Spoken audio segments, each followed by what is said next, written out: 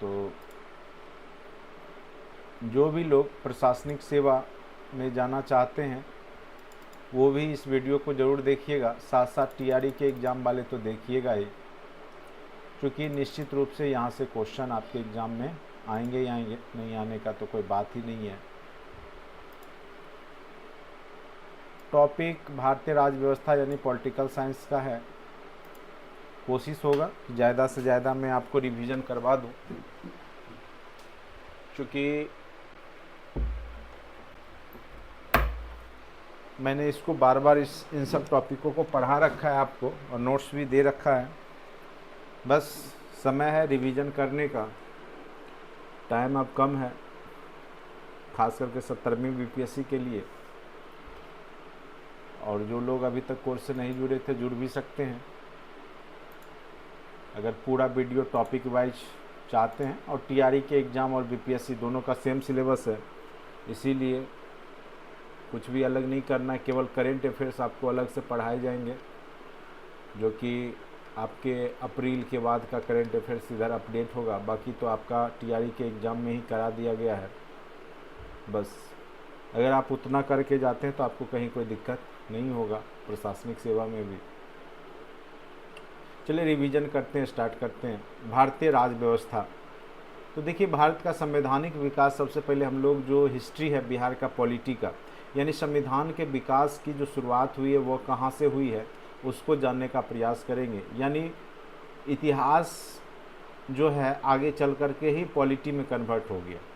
यानी आप देखेंगे कि जो आपका जितने भी अधिनियम बनाए गए अंग्रेज़ों के द्वारा, उसको फिर सारे अधिनियम को अगर एक साथ करेंगे तो भारतीय संविधान बनता है। क्योंकि आप देखेंगे कि भारतीय संविधान का जो है लगभग कहते हैं जो 2/3 पार्ट है ना, वो आपका 1935 का भारत शासन अधिनियम ही है। और भारत शासन अधिनियम जो है वो अंग्रेज़ों के द्वारा ही तैयार किया गया था। तो यानी आप कहीं ना कहीं आप देख सकते हैं कि भारतीय संविधान में जो अंग्रेज़ों के द्वारा जो संवैधानिक प्रक्रिया की शुरुआत हुई वो आपको देखने को मिलेगा। तो उसी के करीब में ये पूरा टॉपिक है, तो इसको आप लोग तेज़ी से समझने का प्रयास कीजिएगा। सबसे पहले आपको पता होगा, कहानी तो आप जान ही रहे हैं, 1765 ईस्वी में 1757 का प्लासी का युद्ध होता है। फिर आगे चल कर के फिर 1765 में बक्सर, 64 में बक्सर और 1765 में इलाहाबाद की संधि होती है। और यहाँ पे दीवानी व्यवस्था अंग्रेज़ों के हाथ आ जाता है बंगाल का।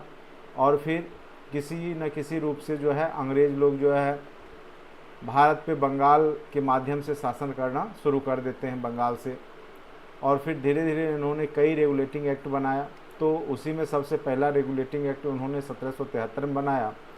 क्योंकि ये बंगाल का पहला कह सकते हैं गवर्नर जनरल बनते वारेन हेस्टिंग्स, और इसी के तहत आगे चल के इनको जो है वारेन हेस्टिंग्स को ही बंगाल का शासक बनाया गया 73 के रेगुलेटिंग एक्ट के तहत। और प्रथम गवर्नर जनरल बंगाल का किसको बना दिया गया, तो वारेन हेस्टिंग्स को। यह एक्ट ब्रिटिश संसद द्वारा पारित किया गया था। और इसको पारित कहाँ किया गया था, तो ब्रिटेन के संसद में। क्योंकि यह अंग्रेज़ों के द्वारा लाया गया था और अंग्रेज़ जो उस समय ईस्ट इंडिया कंपनी थी वो कहीं ना कहीं किससे संचालन हो रहा था, तो ब्रिटिश जो वहाँ के कह सकते हैं ब्रिटिश के जो शासक वर्ग थे, जो वहाँ पे राजा रानी, और उन्होंने ही ईस्ट इंडिया कंपनी को भारत भेजा था व्यापार करने के लिए। तो कहीं ना कहीं ब्रिटिश संसद इसमें जो इन्वॉल्व हो रही थी। तो यह एक्ट ब्रिटिश संसद द्वारा ही बनाया गया था 1773 का रेगुलेटिंग एक्ट। और ये मेन रूप से इसलिए बनाया गया था कि कंपनी में बहुत सारा भ्रष्टाचार ऐड हो गया था। क्योंकि ईस्ट इंडिया कंपनी के व्यापारी व्यापार करने की जगह, कंपनी का व्यापार करने की जगह खुद का व्यापार में लग गए थे। इस व्यवस्था को दूर करने के लिए भी, और साथ साथ जो ईस्ट इंडिया कंपनी के जो अधिकारी थे वो ज़्यादा यहाँ पे जो है राजनीतिक जो भारतीय जो उस समय चल रहा था उसमें वो लोग जो है ज़्यादा इंटरफेयर और जो है इंटरेस्ट लेने लगे थे। तो इन सब जो कुप्रशासन है या भ्रष्टाचार है कंपनी के अंदर, उसको दूर करने के लिए यहाँ पर जो है 1773 का रेगुलेटिंग एक्ट अंग्रेज़ों के द्वारा लाया जाता है।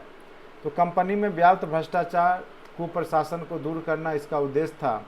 इसके तहत तीन presidency, Madras presidency, Bombay presidency और कलकत्ता प्रेसिडेंसी, जो तीन प्रांत बन चुके थे, उसको बंगाल के गवर्नर के अधीन कर दिया गया था।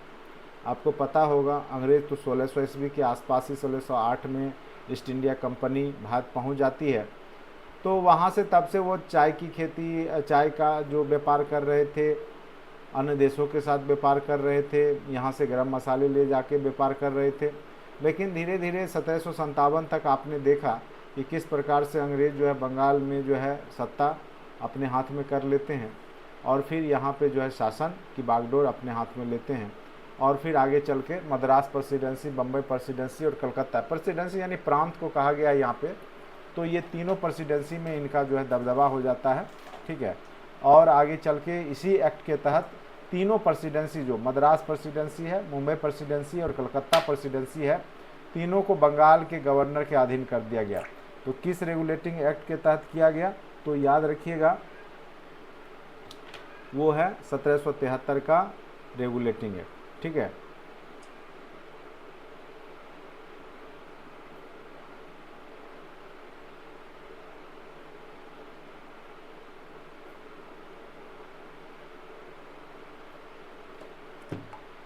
अब देखिए बंगाल अंग्रेजी क्षेत्रों का गवर्नर जनरल बना वारेन हेस्टिंग। सर्वप्रथम सर्वोच्च न्यायालय की स्थापना अगर पूछेगा जो कलकत्ता में हुई थी, वो किस रेगुलेटिंग एक्ट के तहत हुई थी, तो 1773 के ही रेगुलेटिंग एक्ट के तहत हुआ था, जो कि 1774 में कलकत्ता में सर्वोच्च न्यायालय की स्थापना की गई थी, ठीक है। तो ये सब क्वेश्चन आपके एग्जाम में अगर पूछा जाता है तो आप लोग निश्चित रूप से मुझे लगता है जवाब देंगे, और पूछा ही जाएगा कि जो सर्वोच्च न्यायालय की स्थापना हुई भारत में सर्वप्रथम कलकत्ता में, तो वो किस रेगुलेटिंग एक्ट के तहत की गई थी। तो याद रखिएगा 1773 का रेगुलेटिंग एक्ट, और इसके मुख्य न्यायाधीश सर एलिजा एम्पे को बनाया गया था। सभी सूचनाएं क्राउन को देना सुनिश्चित किया गया। क्राउन यानी ब्रिटिश के जो राज मुकुट है, जो वहाँ की महारानी है, जो शासन की सर्वे सर्वा है वहाँ की, ठीक है, ब्रिटेन की, तो उसको देना, क्राउन को, राज मुकुट को देना, सारी सूचनाएं देना अनिवार्य था, ठीक है। तो ये सब 1773 के रेगुलेटिंग एक्ट के तहत किया गया। उसके बाद है पिट्स इंडिया एक्ट 1784। सारे एक्ट को आप लोग याद रखेंगे, मेन प्रावधान क्या किया गया है वो सबसे ज़्यादा ज़रूरी है। अब यहाँ पर क्या है कि कंपनी के मामलों में सरकारी नियंत्रण में विधि नियंत्रण बोर्ड की गठन, यानी बोर्ड ऑफ कंट्रोल की स्थापना की गई। साथ साथ कंपनी के व्यापार में अहस्तक्षेप की नीति, जो कंपनी का व्यापार होगा उसमें राजनीतिक जो लोग हैं वो हस्तक्षेप नहीं करेंगे। कंपनी के व्यापारिक और राजनीतिक कार्यों को अलग अलग कर दिया गया। चूँकि बंगाल का शासन अंग्रेजों के हाथ में आ गया, अगर ईस्ट इंडिया कंपनी शासन चलाती तो फिर उसका कंपनी जो था, जो व्यापार का जो काम हो रहा था वो नहीं हो पाता। इसलिए अंग्रेज़ों ने वहाँ पे क्या किया, जो वहाँ के क्राउन ने क्या किया, व्यापारिक और राजनीतिक कार्य को अलग अलग करके दोनों अलग अलग बोर्ड के हाथों दे दिया। तो ये 1784 के एक्ट के तहत किया गया, यानी बोर्ड ऑफ कंट्रोल का गठन किया गया। अंग्रेज़ों का जो व्यापार हो रहा था और जो राजनीतिक कार्य थे बंगाल में जहाँ पे जिस शासन हो रहा था, तो दोनों को अलग अलग कर दिया गया। तो ये क्वेश्चन पूछेगा पिट्स इंडिया एक्ट के बारे में। फिर आगे ऑब्जेक्टिव सेशन में करूँगा तो उस पर आधारित क्वेश्चन भी आप लोग देखेंगे। 1786 का जो अधिनियम आया वो क्या था, गवर्नर जनरल को विशेष परिस्थिति में अपने परिषद के निर्णय को रद्द करने और अपने निर्णय लागू करने का अधिकार प्रदान किया गया। किसको, तो गवर्नर जनरल जो बना, जैसे बंगाल का गवर्नर जनरल वारेन हेस्टिंग्स बना, तो वो अपने निर्णय को जो है, परिषद अगर कोई निर्णय दिया तो उसको विशेष परिस्थिति में रद्द भी कर सकता था और अपना निर्णय लागू करवा सकता था। ये पावर 1786 के अधिनियम के तहत गवर्नर जनरल को मिल गया। अब देखिए सबसे महत्वपूर्ण, ये बार बार पूछता है 1813 का चार्टर एक्ट। देखिए इसी के तहत भारत में शिक्षा पर 1 लाख रुपया प्रतिवर्ष खर्च करने का प्रावधान दिया गया, जो कि पिछले क्लास में भी हमने बताया था। शिक्षा पे सर्वप्रथम खर्च करने की बात 1813 के चार्टर एक्ट के ही तहत हुआ। साथ साथ कंपनी का व्यापारिक एकाधिकार समाप्त हो गया। पहले क्या था, केवल भारत में अंग्रेजों के तरफ से जो ब्रिटेन था वहाँ से ईस्ट इंडिया कंपनी यहाँ पे शासन कर सकती थी, लेकिन अब क्या होगा कि ईस्ट इंडिया कंपनी के अलावे भी जितनी भी कंपनी हैं वो भारत में आके व्यापार कर सकती है। केवल चाय का व्यापार और चीन के साथ व्यापार जो है वो ब्रिटिशर्स जो ईस्ट इंडिया कंपनी है वो करेगी, बाकी व्यापार अन्य कंपनी कर सकती है। ठीक है, तो ये याद रखिएगा, चाय और चीनी के साथ व्यापार केवल ये अपने पास रखता है ईस्ट इंडिया कंपनी, बाकी खोल देता है, बाजार ओपन कर देता है। कंपनी को अगले 20 वर्षों के लिए भारतीय प्रदेश और राजस्व पर नियंत्रण का अधिकार दे दिया जाता है। और इसी के बाद ईसाई जो पादरियां हैं, ठीक है, ईसाई और पारसियों को भारत आने का आदेश दे दिया जाता है। वो लोग आकर के यहाँ पे मिशनरियाँ भी स्थापित करने लगते हैं, अपना धर्म उपदेश भी देने लगते हैं, और यहाँ पे आप ईसाईकरण की प्रक्रिया भी 1813 के बाद शुरू हो जाता है। तो ये इसलिए ये माना जाता है 1813 का एक्ट अपने आप में महत्वपूर्ण है, और ये बार बार एग्जाम में आपके एग्जाम में पूछेगा 1813 का एक्ट। ठीक है, उसके बाद 1833 का चार्टर एक्ट क्या है? कंपनी के सभी वाणिज्यिक अधिकार समाप्त कर दिए गए, जो भी व्यापार का अधिकार है अब समाप्त कर दिया गया। और ईस्ट इंडिया कंपनी 1833 के बाद केवल और केवल राजनीतिक कार्य करे, यानी जो चाय का व्यापार था और चीन के, वो भी अब समाप्त हो गया। अब ईस्ट इंडिया कंपनी केवल और केवल क्या करेगी, यहाँ पे राजनीतिक कार्य जो है, ठीक है, शासन संबंधित वो कार्य करेगी। और बंगाल का गवर्नर जनरल जो था वो समूचे भारत का गवर्नर जनरल बन गया। और यहीं से पूछेगा कि बंगाल का गवर्नर जनरल कब भारत का गवर्नर जनरल कहा जाने लगा? ठीक है, तो याद रखिएगा चार्टर एक्ट 1833 के प्रावधान के तहत, यानी 1833 के बाद जो है बंगाल का गवर्नर जनरल कन्वर्ट हो जाता है किसमें?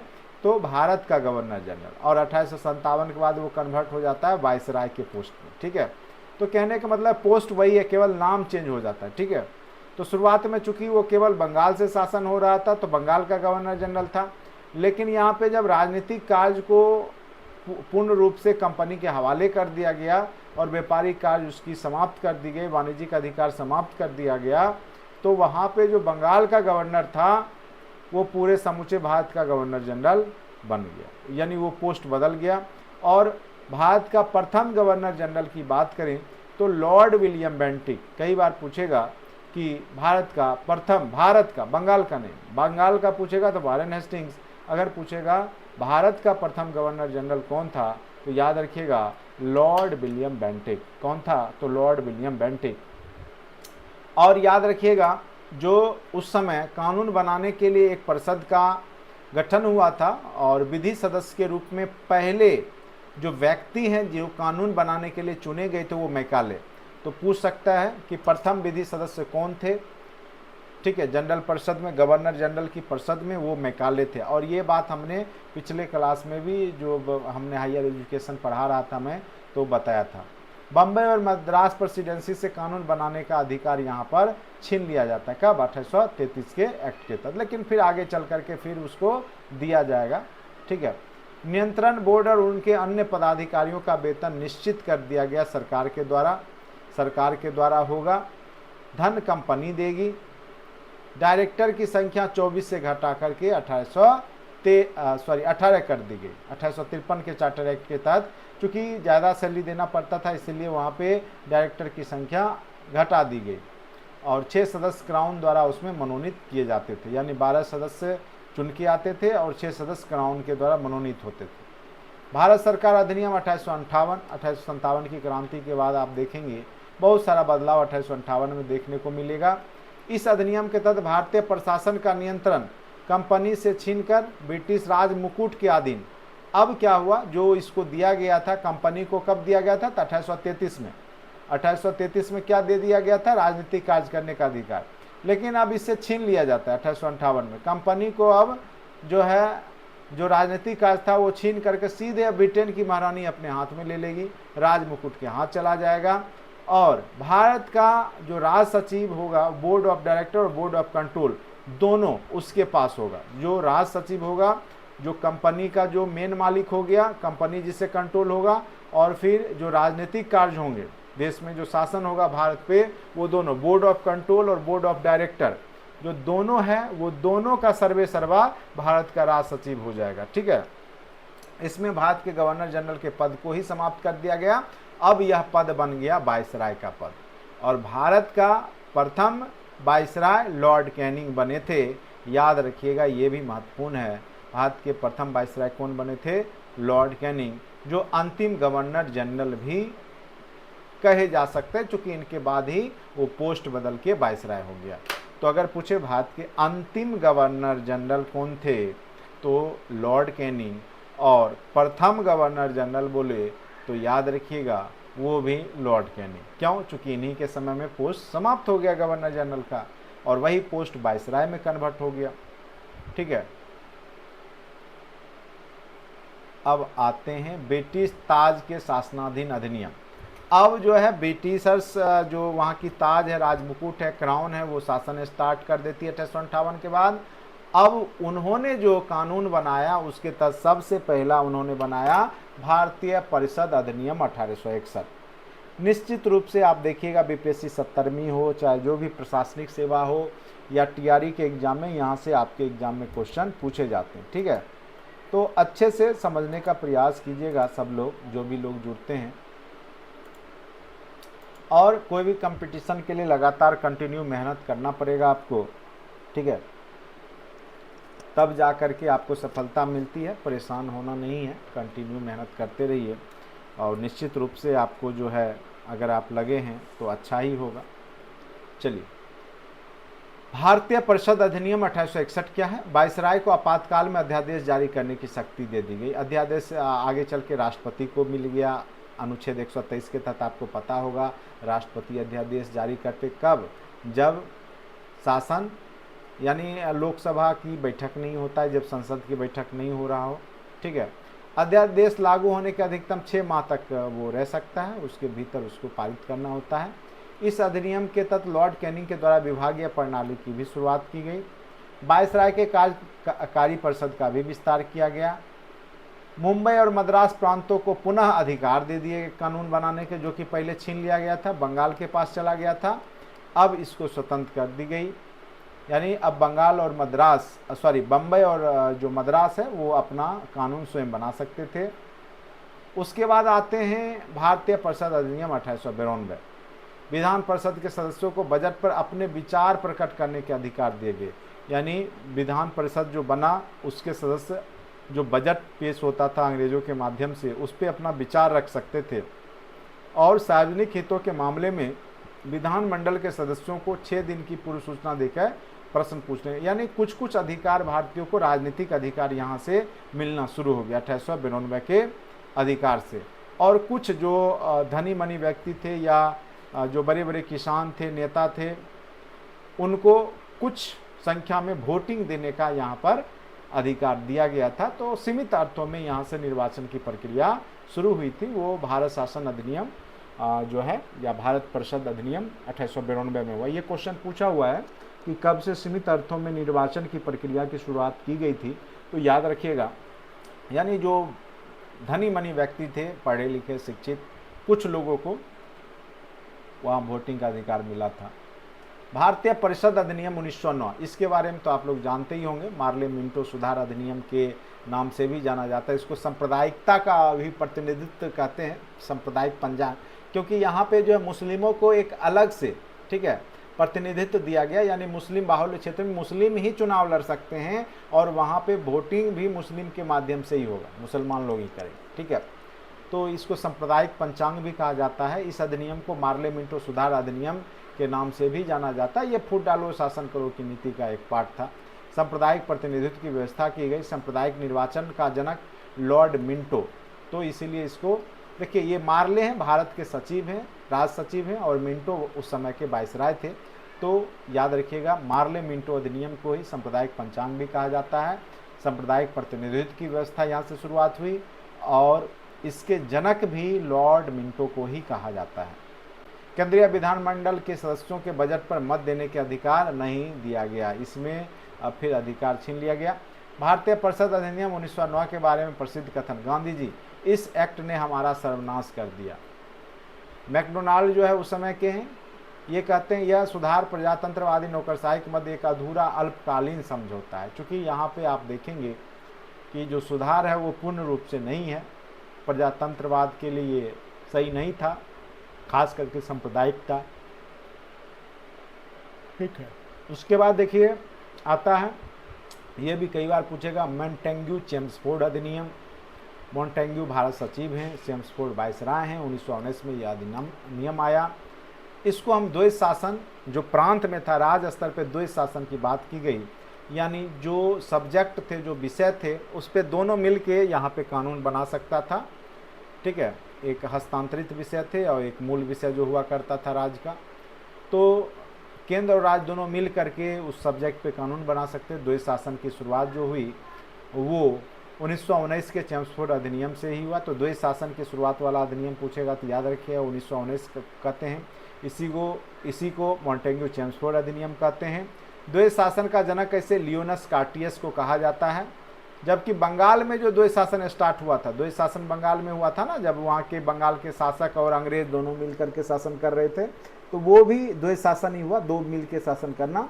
तो वो रॉबर्ट क्लाइव के माध्यम से हुआ, यानी दीवानी व्यवस्था और फौजदारी। फौजदारी किसके पास था, तो जैसे मीर जाफर मीर कासिम लिया था फौजदारी, और दीवानी टैक्स वसूली का काम किसके पास रह गया था, तो वो अंग्रेजों के पास। तो वो भी द्वैध शासन ही था।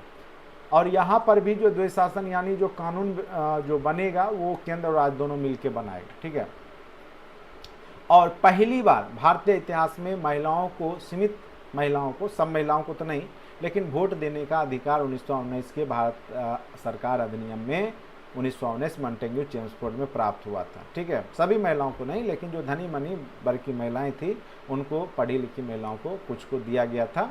पहली बार उत्तरदायी शासन जो शब्द आया है उसका प्रयोग यहाँ पे देखने को मिलता है। कई बार पूछेगा उत्तरदायी शासन के शब्द का प्रयोग सर्वप्रथम भारत सरकार के किस अधिनियम में किया गया था, तो याद रखिएगा भारत सरकार अधिनियम 1919 में किया गया था। ठीक है, अब है भारत सरकार अधिनियम 1935। ये यहाँ से बहुत ज़्यादा क्वेश्चन पूछते हैं, चूँकि भारतीय संविधान का 2/3 पार्ट भारत सरकार अधिनियम 1935 ही है। सबसे पहले यहाँ पे जो संघ लोक सेवा आयोग का जो गठन हुआ है, यूपीएससी जो बोलते हैं, अनुच्छेद 315 में जिसकी चर्चा है वो यहीं से आया, 1935 के भारत शासन अधिनियम। आरबीआई का गठन की बात करें तो वो भी इसी अधिनियम के तहत हुआ, 1935 के भारत शासन अधिनियम। ठीक है, प्रांतों से द्वैध शासन समाप्त कर दिए गए और इसको केंद्र में लागू कर दिया गया। ये भी बहुत ही महत्वपूर्ण पहल था कि जो प्रांत में द्वैध शासन व्यवस्था लागू किया गया, अब प्रांत को स्वतंत्र कर दिया गया और उसको लागू कहाँ कर दिया गया, केंद्र में कर दिया गया। ठीक है, और स्वशासन जो उत्तरदायी शासन की बात की गई, विस्तार, सांप्रदायिक और वर्गीय मतदाता मंडलों का विस्तार किया गया। भारत के वर्तमान संवैधानिक ढांचे का आधार स्रोत बना काफ़ी हद तक। द्विसदनीय केंद्र और विधानमंडल, केंद्रीय विधानमंडल का निर्माण हुआ। शक्तियों का विभाजन केंद्र और प्रांतों के बीच में किया गया और आगे चल कर के फेडरल न्यायालय की स्थापना भी जो 1937 में हुई वो 1935 के भारत शासन अधिनियम के माध्यम से ही हुआ। ठीक है, और म्यांमार भी एक अलग देश के रूप में बना 1937 में। जवाहरलाल नेहरू का कथन है 1935 के अधिनियम के बारे में, यह एक कार है जिसमें ब्रेक तो है पर इंजन ही नहीं है। तो ये सभी पूछ देगा किस अधिनियम को पंडित जवाहरलाल नेहरू ने कहा था यह एक कार में जिसमें ब्रेक तो है, ये एक ऐसा कार है जिसमें ब्रेक तो है पर इंजन नहीं है, तो 1935 के अधिनियम को। ये गुलामी का अधिकार पत्र कहा, दास्ता का आज्ञा पत्र कहा, तो ये सब बात जो है जवाहरलाल नेहरू ने कहा था। फिर जो राज्य का नीति निदेशक तत्व जो समाविष्ट हुआ वो भी 1935 के अधिनियम में ही जो है डीपीएसपी को डाला गया। ऐसे आगे चल करके जब भारत का संविधान बना तो उसमें ये दिया गया, लेकिन इसकी शुरुआत 1935 के ही अधिनियम में राज्य के नीति निदेशक तत्व। अगर पूछेगा कहाँ से लिया गया था तो आयरलैंड के संविधान से आगे चल के भारतीय संविधान में। उसके बाद कांग्रेस का लखनऊ अधिवेशन 1936 में, आपको पता ही होगा, बहुत ही महत्वपूर्ण अधिवेशन है और कांग्रेस ने इसको अस्वीकृत कर दिया था। ठीक है, 1935 के अधिनियम को जब 1936 में कांग्रेस का जब अधिवेशन होता है, लखनऊ अधिवेशन, तो उसमें जो है इसको भारत सरकार अधिनियम को कांग्रेस वालों ने नहीं माना था। इस अधिनियम को 1935 के अधिनियम को अस्वीकृत कर दिया था। अब अंतिम अधिनियम जो अंग्रेजों के द्वारा आया वो स्वतंत्रता अधिनियम 1947 आया अविभाजित ब्रिटिश भारत का विभाजन कर भारत और पाकिस्तान दो स्वतंत्र अधिराज्यों की स्थापना करना इसका उद्देश्य था। 15 अगस्त 1947 से भारतीय रियासतों पर ब्रिटिश संप्रभुता की समाप्ति कर दी गई। दोनों अधिराज्यों की संविधान निर्मात्री सभा को संविधान बनाने का अधिकार दे दिया गया, यानी भारत और पाकिस्तान को। दोनों अधिराज्यों को ब्रिटिश राष्ट्रमंडल से अलग होने की स्वतंत्रता दे दी गई, कॉमनवेल्थ जो होता है उससे। और भारत का राज सचिव पद समाप्त कर दिया गया और फिर आगे चल के वही पद राष्ट्रपति के रूप में कन्वर्ट हो गया। ठीक है, तो ये है थ्योरी पार्ट। ये जो अभी हमने आपको बताया वो थ्योरी का पूरा चीज़ बता दिया आपको, कहाँ से कहाँ तक बता दिया हमने। तो 1773 के रेगुलेटिंग एक्ट से लेकर के हमने सबसे पहले हमने 1773 रेगुलेटिंग एक्ट पढ़ाया आपको, फिर पिट्स इंडिया एक्ट पढ़ाया, फिर आपको 1786 के अधिनियम को बताया, चार्टर एक्ट 1813 बताया, 1833 को पढ़ाया, 1853 को पढ़ाया, 1858 को पढ़ाया, फिर 1861 को पढ़ाया। मतलब सिलसिलेवार ढंग से हमने आपको हर एक चीज़ को समझाने का प्रयास किया। लेकिन आप कहिएगा इतना याद हो जाएगा, आपको याद नहीं होगा। आपको 1 से 2 बार इसको पढ़ना होगा, फिर यहाँ पे जैसे वन लाइनर क्वेश्चन है इसको प्रैक्टिस करना होगा, फिर मैं ऑब्जेक्टिव करवाऊँगा उसको भी करना होगा। ठीक है, और मैंने करवा भी रखा है, तब जा कर के आपका यहाँ पे कॉन्सेप्ट क्लियर होगा। छोटा सा ही क्लास था लेकिन महत्वपूर्ण क्लास था आपका। इन सब टॉपिकों को बार बार पढ़ते रहिए, देखते रहिए, और ऑब्जेक्टिव सेशन भी जो है उसमें टेस्ट लिंक भी है उसको भी देते रहिए। बाकी आपके पास लूसेंट ऑब्जेक्टिव वगैरह होगा तो उसको भी बनाते रहिए, लूसेंट ऑब्जेक्टिव बुक को भी बनाते रहिए। ठीक है, छोटा ही क्लास था आज के लिए इतना ही। धन्यवाद।